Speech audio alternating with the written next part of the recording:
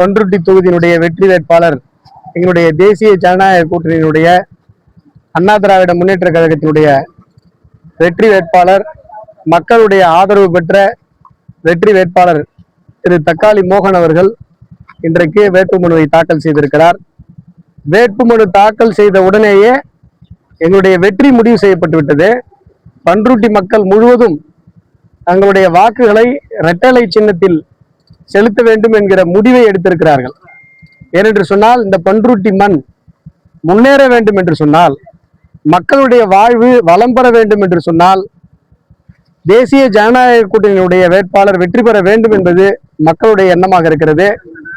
அதிலும் நம்முடைய வேட்பாளர் இந்த மக்களுக்காக பல்வேறு நல திட்டங்களை, நல பணிகளை செய்திருக்கிறார்.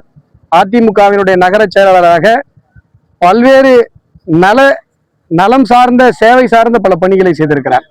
ஆகையால நாங்கள் அனைவரும் அவர்களுக்கு உறுதுணையாக நின்று மக்கள் அனைவரிடமும் வாக்கு சேகரிக்க போகிறோம். மக்கள் அனைவரும், பண்ருட்டி மக்கள் அனைவரும் இந்த முறை ஒரு வாக்குகள் கூட தவறாமல் இரட்டலை சின்னத்தில் பதிய வேண்டும் என்று நாங்கள் அனைவரும் பணிவன்புடன் மக்களை கேட்டுக்கொள்கிறோம். இல்ல, இப்ப வேல்முருகன் இதுல தான் போனாரு. அவரு கூட எங்களுடைய வேட்பாளருக்கு தான் ஓட்டு கேட்டு போனாரு. ஆமா, அவரு கூட சொன்னாரு. ஆமா, தக்காளி மோகன் அவர்கள் மண்ணின் மைந்தன் வாழ்த்துக்களை சொன்னார்.